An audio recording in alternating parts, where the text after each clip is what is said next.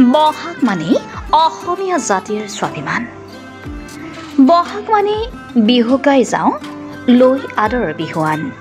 গোলাঘাট জিলাৰ খুমটাই সমষ্টিৰ অন্তৰ্গত চিনাতলী গাঁৱৰ সমূহ যুৱকবৃন্দৰ উদ্যোগত আৰু বৃহত্তৰ অঞ্চলবাসী ৰাইজৰ সহযোগত দুদিনীয়া বৰ্ণাঢ্য কাৰ্যসূচীৰে উদযাপন কৰা দ্বিতীয় সংখ্যক চিনাতলী কেন্দ্ৰীয় ৰঙালী বিহু সন্মিলনখনিৰ অন্তিম দিনা অৰ্থাৎ 5 মে 2025 সোমবাৰৰ কাৰ্যসূচী অনুসৰি অনুষ্ঠিত কৰা সাংস্কৃতিক সন্ধিয়াৰ মুখ্য আকৰ্ষণ হিচাপে দেশ মাটিৰ গোন্ধ থকা জনপ্ৰিয় কণ্ঠশিল্পী বিপিন চাওনামৰ কণ্ঠৰে নিগৰিত ইটোৰ পিছত সিটোকৈ গীতে হাজাৰ হাজাৰ দৰ্শক ৰাইজৰ মন মুগ্ধ কৰিবলৈ সক্ষম হ'ল।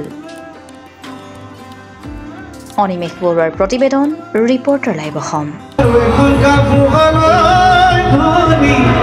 আয়ে বই দিয়া আমার বারে বই দিয়া ও ভন্তি তবে বই দিয়া আমার এই ক্ষণে গোল ফুলামে গামোসা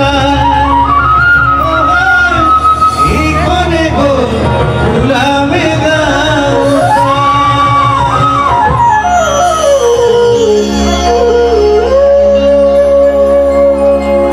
পিছে এনখন গামোচা চিনা পকাটো কোনে কসকি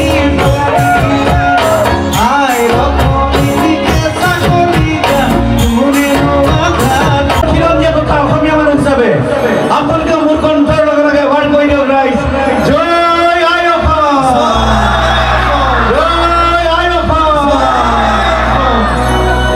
দহৰ বাবে মই আহিছো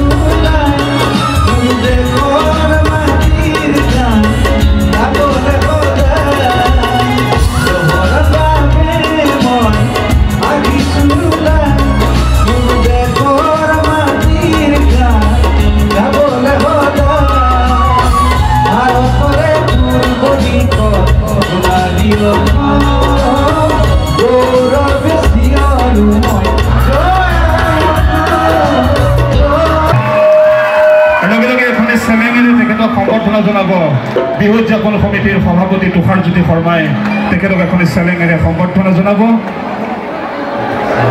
আৰু এইখিনিতে আমি আপোনালোকক গৌৰৱে ক'বলৈ আনন্দিত হৈছোঁ। আজি বিপিন চাও ডাঙৰ সম্বৰ্ধনা জনাবৰ বাবে আমাৰ এই অঞ্চলৰ এগৰাকী শিল্পী তথা নাট্যকাৰ সীমান্ত হাজৰিকাৰ হাতৰ পৰশত এটা মমেণ্টো তেওঁ কাঠৰ এটা মমেণ্টো প্ৰস্তুত কৰিছে। আমি শ্ৰীমন্ত হাজৰিকাক আগবাঢ়ি আহিবৰ বাবে অনুৰোধ জনাইছোঁ আৰু আমাৰ মৰমৰ শিল্পী বিপিন দাক এই মমেণ্টোটো প্ৰদান কৰিবৰ বাবে অনুৰোধ জনাইছোঁ। Reporter live.